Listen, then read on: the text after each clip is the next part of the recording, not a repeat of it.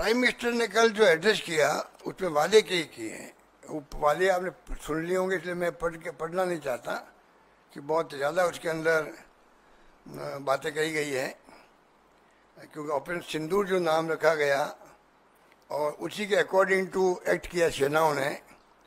पर अभी इसके बाद में जो मैं देख रहा हूँ कि प्राइम मिनिस्टर ने कहा न्यूक्लियर ब्लैकमेलिंग नहीं चलेगी, अच्छी बात है। पीओके पे और आतंकवाद पे बात होगी, बहुत अच्छी बात है। जो बातें उन्होंने कल कही है कि हम उसके अलावा आतंकवादियों को, उनके पनाहगारों को कोई अंतर नहीं करेंगे, नजर रहेगी हमारी, कार्रवाई जारी रहेगी। ये जो आपका वो कह रहे कि जो ऑपरेशन सिंदूर है ये अस्थायी रूप से स्थगित हुआ है। मैंने तो कभी सुना नहीं आज तक कि अस्थायी रूप से भी सीज फायर होते होंगे। सीज फायर का मतलब सीज फायर होता है, सोच समझ के होता है। इसका मतलब ये सीज फायर भी बिना सोच समझ के हुआ है। पता नहीं सीज फायर का क्या होगा, कब वापस भड़क जाए पाकिस्तान, कोई पता ही नहीं इसका मतलब।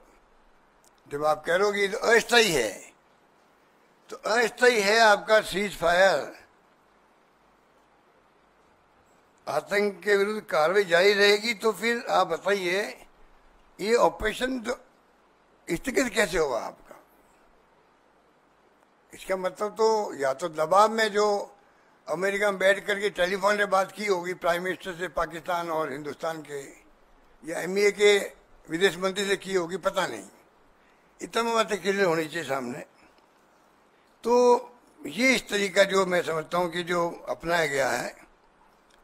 और फिर मैं कहना चाहूँगा कि जब पूरी विपक्ष आपके साथ हैं, पूरा विपक्ष साथ में आज भी आगे भी रहेगा, तो क्यों नहीं आप खुद भाग लें मीटिंग के अंदर।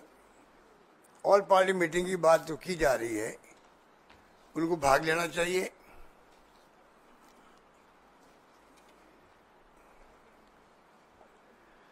ये भाग ले नहीं रहे प्राइम मिनिस्टर, क्योंकि ये समझ के पर है कि देश का पूरा विपक्ष एक सुर में मांग कर रहा है, सपोर्ट कर रहा है आपको, साथ में मांग कर रहा है। मांग क्या कर रहा है? पब्लिक डोमेन में सब बातें आ जानी चाहिए। अगर पार्लियामेंट सेशन चलेगा, उसमें बहस होगी, तो आपकी सोच क्या है, पाकिस्तान में एक्चुअल में क्या हुआ, आपने क्या किया, आपकी नीति क्या है, जो आप कल बोले हो, ये अगर रिकॉर्ड में आती है, पूरा देश सुनता है। ऑल पार्टी मीटिंग में कई सुझाव आते रहते हैं। 2 मीटिंग आप की है, आप खुद नहीं गए, अब तीसरी मीटिंग में आप कुछ चले जाइएगा मान लीजिए, और मैसेज अच्छा जाएगा देश के लिए। सेशन बुला लीजिए पार्लियामेंट का, कुछ दिक्कत नहीं होनी चाहिए। क्योंकि राहुल गांधी जी खुद आगे बढ़ करके हमें चेता रहे हैं, वार्न कर रहे देश को। कोविड के वक्त में देख रहा था, जो उन्होंने कहा कोविड की स्थिति बनेगी, आखिर वो स्थिति बनी उस वक्त में। उन्होंने कहा चाइना पाकिस्तान के साथ में, जो आपकी चाइना के साथ दोस्ती की बात आप कर रहे हो, या जाके मुल्कों के अंदर गले मिल रहे हो कई मुल्कों के राष्ट्र अध्यक्षों से, ये तमाम बातें जो है, ये आने वाले वक्त में आपको एहसास होगा कि कितने बड़े धोखे हमारे साथ हो रहे हैं। अब बताइए, इतनी बड़ी घटना हो गई और कितने राष्ट्र हमारे साथ खड़े रहे, ये बताना चाहिए पार्लियामेंट के अंदर और ऑल पार्टी मीटिंग के अंदर। पाकिस्तान के साथ तो अजरबैजान था, और साथ में वो टर्की लग गया। टर्किया का नाम हर टर्किया हो गया ना, मतलब हम तो बचपन में टर्की सुनते आ रहे हैं। तो 2 मुल्क खुल के सामने आए। अमेरिका एक दिन कई बात कह रहा था, दूसरे दिन तो सीजफायर करवा लिया। बाकी मुल्क भी जो है ना, हमारे पड़ोसी और ना दुनिया के मुल्क, जिस प्रकार अन्याय हमारे साथ में हुआ था पहलगाम के अंदर, जिसके कारण ये घटनाएं हुई, खुल के आना चाहिए। मेरी दृष्टि में कोई मुल्क हमारे सामने आके खड़ा नहीं होगा, उसके जवाब देना चाहिए प्राइम मिनिस्टर को। तो ये सरकार तो देखो, मॉरल अथॉरिटी और मॉरल करेज खो चुकी है। इस सरकार जिस प्रकार से इन्होंने सीज फायर किया है। ये मौका था पाकिस्तान के आतंकवाद को हमेशा के लिए नेस्तनाबूद करने का। ये 6 महीने बाद में आने लग जाएंगे वापस आतंकवादी।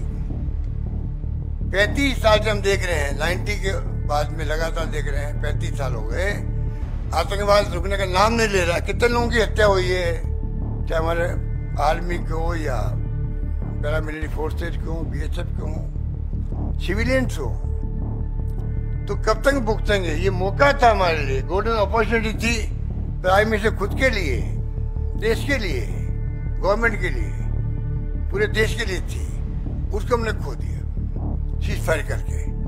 अगर सीज फायर करना ही था तो बाकायदा PM लेवल पे बातचीत होती या MEA के मंत्री हैं लेवल बात होती, कॉन्क्रीट बात होती कि कोई भी भविष्य में पाकिस्तान की सरकार, उनकी सेनाएं कोई भी अलाउ नहीं करेगी पाकिस्तान में टेररिस्ट के अड्डों को, अलाउ ही नहीं करेगी, तो उनके हाथ में है। घर तो बना लिया, अब सैनिटरी और इलेक्ट्रिक सामान कहां से खरीदें? चिंता सता रही है तो आइए अब श्री आदित्य सैनिटरी पर। सैनिटरी के साथ यहाँ इलेक्ट्रिकल्स की सभी वस्तुएं भी मिल जाएंगी। श्री आदित्य सैनिटरी अब अपने नए स्थान सेक्टर 14 सबीना में आ गया है। इस विशाल शोरूम में सैनिटरी की सभी वस्तुएं देश की लीडिंग कंपनीज जैगवार, सेरा, जल आदि कंपनियों के प्रोडक्ट्स की विशाल रेंज आपको यहाँ मिलेंगी। साथ ही अब गोल्ड मेडल कंपनी के सभी इलेक्ट्रिकल्स प्रोडक्ट की विशाल रेंज भी यहाँ देखने को मिल जाएंगी। अधिकृत विक्रेता gold medal switches and systems. हमारा शोरूम पता है Sabina sector 14, 100 feet road, Udaipur. संपर्क करें उज्जवल जैन 9460 253 186 800 55